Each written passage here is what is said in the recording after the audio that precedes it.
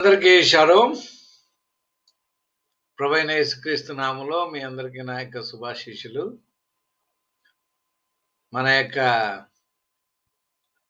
ఆదికాండం మొదటి అధ్యాయం మొదటి వచనంలో చాలా విషయాలు ఇవాళ వరకు చర్చించాం. ఈ యొక్క తనాక్‌లో అంటే టోరాలో ఉన్నటువంటి మొదటి పుస్తకం పేరే బెరషీత్. అంటే ఆదిలో, ఆరంభం. దేనికి ఆరంభం? అంటే సమయానికి ఆరంభం, మ్యాటర్‌కి అంటే పదార్థానికి ఆరంభం, మోషన్‌కి అంటే మూవ్‌మెంట్‌కి ఏదైనా చలనానికి చలనానికి ఆరంభం ఎలా జరిగిందనేది మనం ఆల్రెడీ చర్చించాం. బెరోషిత్ bara ఎలోహిం హెట్ హష్మాయిం వహెట్ హఆరెట్స్. సో తెలుగులో కొంచెం మీకు నేను వివరించడం కోసం ఇంతవరకు ప్రయత్నం చేయలేదు. మా స్టూడెంట్స్ కోసమే చెప్పాను. సో చాలామంది వీటిని బయట వాళ్ళు కూడా చూస్తున్నారు కాబట్టి బెరషీట్ అనేటువంటి పదం అంటే హీబ్రూ భాషలో ఏంటి అనంటే బెరషీట్ అనేటువంటి పదానికి నేను మీకు ఆల్రెడీ వివరణ ఇచ్చాను. ఏంటి అనంటే బర్ ఓకే అంటే కుమారుడు, షిన్ అంటే చనిపోతాడు, టావ్ అంటే శిలువ మీద అనేటువంటి విషయాన్ని ఆ యొక్క మొదటి వచనంలో ఉన్నటువంటి ఒక సీక్రెట్, ఒక మిస్టరీ లాగా దేవుడు ముందుగానే చెప్పినట్టు మనం అనుకోవాలి. తర్వాత సృష్టి బరా అంటే సృష్టించడం అనేటువంటి పదంలో కుమారుడు దాగి ఉన్నాడు. ఇప్పుడు చూడండి, సీమోన్ బర్ యోనా అంటే సీమోన్ కుమారుడైన యోనా. బర్ అంటే అర్థం ఏంటి అనంటే కుమారుడని. బరా అంటే అర్థం ఏంటంటే కుమారుడు. కుమారుడన్న సృష్టికర్త అన్న ఆయనే. సో దేవుడు తన కుమారుని ద్వారానే సమస్తమును సృజించాడు అని మనం అర్థం చేసుకోవాలి. తరువాత ఎలోహిం ఆల్ఫటౌ. ఇప్పుడు ఎలోహిం ఆల్ఫటౌ. ఆల్ఫా అంటే నేను గతంలో మీకు చెప్పాను. ఆల్ఫా అంటే మనం ఇప్పుడు రాస్తున్నటువంటి ఆల్ఫా ఈ విధంగా ఉంటుంది. ఈ విధంగా ఉంటుంది. కానీ పూర్వం ఉన్నటువంటి అలెఫ్, ఆల్ఫా కాదు అలెఫ్. Aleph paleo okay. ఇది పూర్వం అంటే మోషే టైంలో మోషే గారు రాసినటువంటి టోరాలో ఇదే ఉంటుంది. దీని మ్యానుస్క్రిప్ట్స్ కూడా ఉన్నాయి. అంటే మోషే రాసాడా లేదా మనకు తెలీదు. కానీ ఆ టైంలో ఉండేటువంటివి కొన్ని పురాతనమైనటువంటివి రాళ్ళ మీద రాసినటువంటివి మనకి కొన్ని దొరికాయి. సో అలెఫ్ అనేటువంటి మాటకు అర్థం ఏంటి అంటే ఆది. అంటే ఏంటంటే సృష్టికి కారణము, మూలము ఆయనే అని. అలెఫ్ అనే మాటకి అర్థం. ఇంకొకటి ఏంటి అనంటే అలెఫ్ అనే హీబ్రూ అక్షరానికి అర్థం ఏంటి అనంటే ఎద్దు. అంటే దాన్ని మనం ఇంకో విధంగా కూడా తీసుకోవచ్చు. ఏంటంటే బలి పశువు. అలిఫ్ అనేటువంటి మాటకి ఇంకొకటి అర్థం బలి పశువు అని తీసుకోవచ్చు. ఎందుకనంటే కృత నిబంధన, ప్రకటన గ్రంథం, ఆదికాండం, పాత నిబంధనలో ఉన్న ఆదికాండం 2 ఒకటే అని చెప్తున్నాను కదా! ఇక్కడ ప్రకటన 13:8లో రాయబడి ఉంటది. జగత్ పునాది వేయబడక ముందే వధింపబడిన గొర్రెపిల్ల.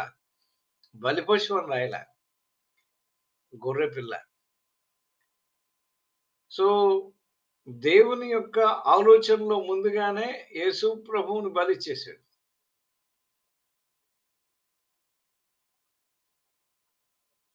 Okay. My son is going to die for his people. So, he knows. దేవుడుకి సమస్తం తెలుసు. ఇక్కడ ఠావ్ అనేటువంటి మాటకి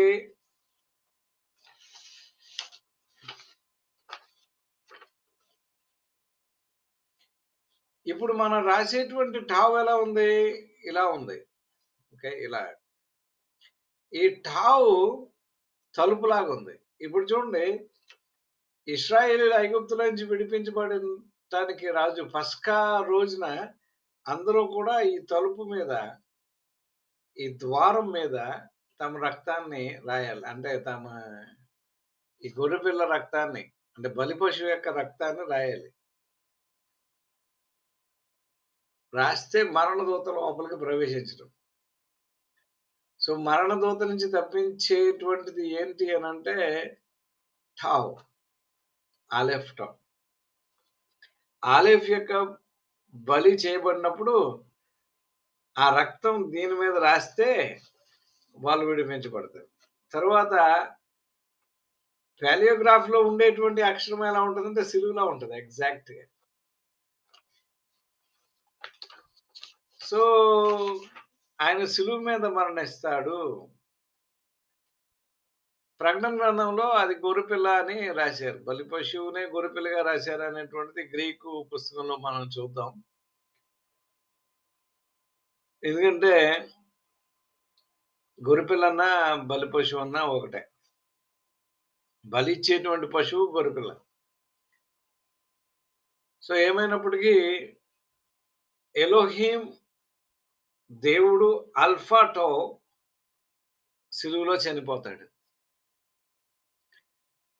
సృష్టికర్త చనిపోతాడు. ఇక్కడ ఉన్నటువంటి ఒక విచిత్రమైన విషయం ఏంటి అనంటే, నేను ఎక్కువగా విచిత్రమైన పదం వాడుతున్నందుకు నన్ను క్షమించాలి.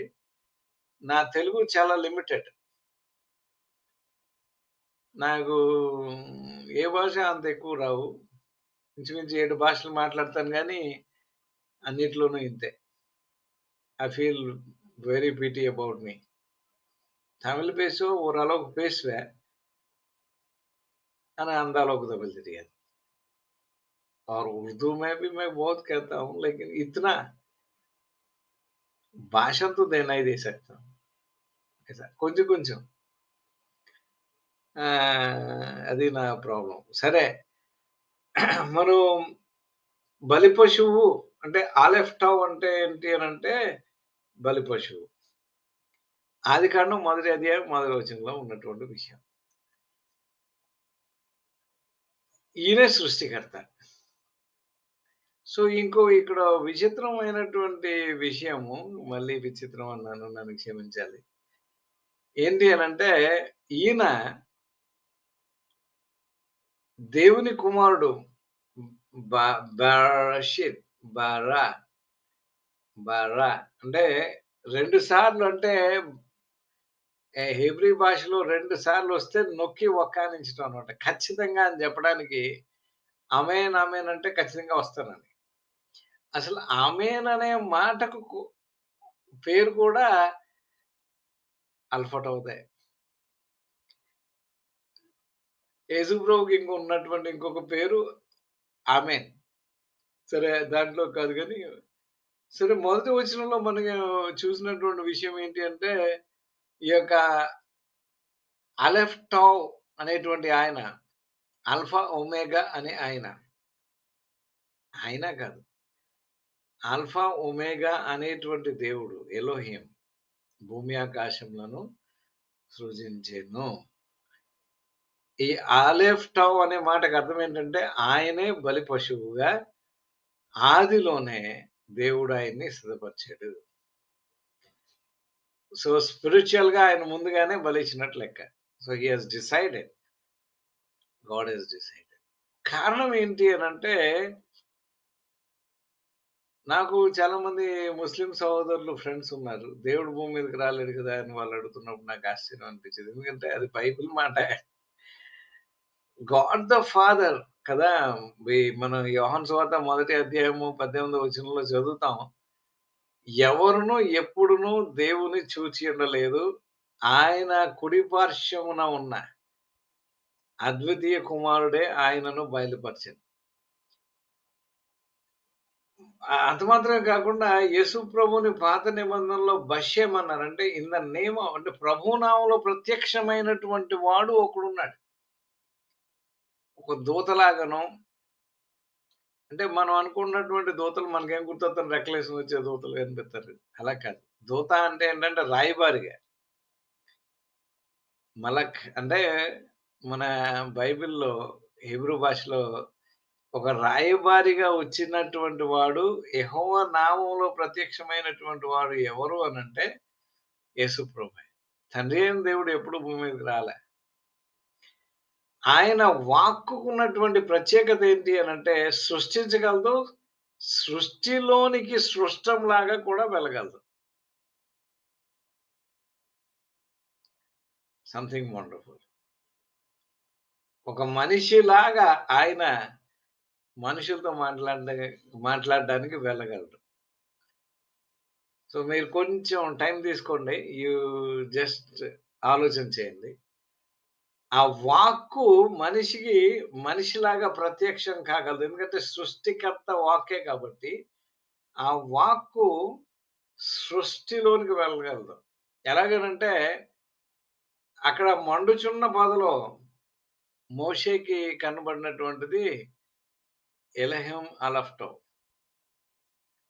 అక్కడ అలెఫ్టో మలక్ అంటే అలెఫ్టో అనేటువంటి రాయబారి.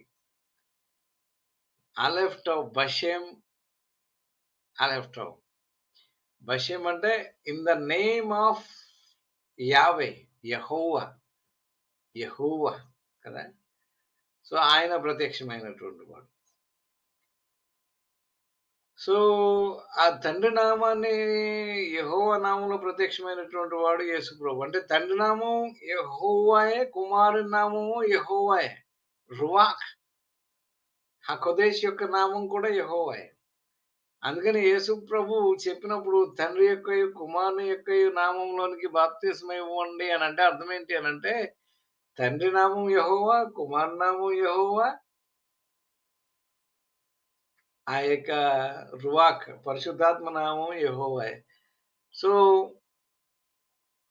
యెహోవా అనేటువంటి నామము అనేది మనుషులు పలకలేరు కాబట్టి, అది అక్కడ చూడండి మనోహకి ప్రత్యక్షమైనప్పుడు, మనోహ నీ పేరేంటి అని అడిగినప్పుడు ఆయన ఏం చెప్తాడంటే, అది మనుషులు పలకలేనిది కదా! అది జస్ట్ రివర్స్ అలెఫ్‌కి రివర్స్. ఫలాహ్ అంటే పలకలేరది. God is so great. దేవుడు ఏది రహస్యంగా ఉంచలే. అన్నీ ముందుగానే చెప్పేసాడు. తర్వాత ఇంకొక విషయం ఏంటి అనంటే, ఆ రోజుల్లో సూర్యుడు లేడు కదా! అక్కడ మనం చూద్దాం ఒక లాయిలా తర్వాత బొకేర్ అయిన తర్వాత ఒక రోజు అయినట్టుగా మనం చూద్దాం. ఉదయం. అయితే అప్పుడు సూర్యుడు ఎవరు అనంటే, మనకు తెలుస్తున్నటువంటి విషయం ఏంటి అనంటే, ఇక్కడ చూడండి. ఆ పట్టణంలో ప్రకాశించుటకై సూర్యుడైనను, చంద్రుడైనను దానికక్కర్లేదు. దేవుని మహిమ దానిలో ప్రకాశించుచున్నది.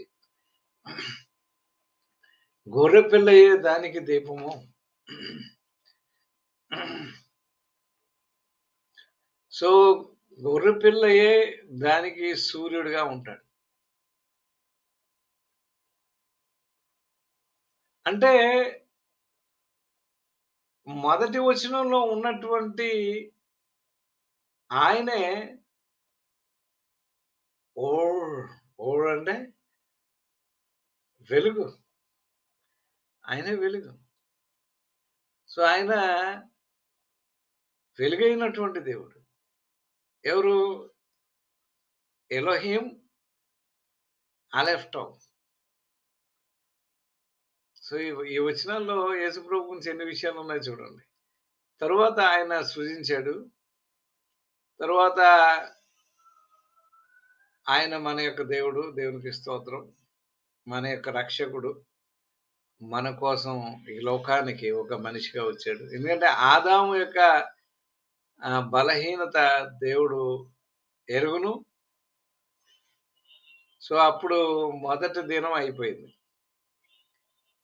సో, మీ అందరికీ కూడా లైలాటం మాకు చీకటి బాగా నా కిటికీ మీకు కనబడుతుందనుకుంటున్నాను. సో, చాలా చీకటయిపోయింది. మీ అందరిని కూడా ప్రభువు ఆశీర్వదించును గాక. ఆయన యొక్క తోడు మీ అందరికి ఉండును గాక. అందరికి కూడా షాలోమ్. షాలోమ్ అనే మాటలేంటంటే శుభము అని మనకు ట్రాన్స్‌లేషన్ చేశారు. శుభంలో ఉన్నటువంటి అర్థం ఏంటంటే క్షేమం, ఆరోగ్యం, ఐశ్వర్యం, సంపద అన్నీ కలగాలి. షాలోమ్ అనే మాటలో. సో, మీ అందరికి కూడా అలాగా సమస్తం కలగాలని కోరుకుంటూ నా మాటలు ముగిస్తున్నాను. God bless you. May God be with you. Amen. Hallelujah.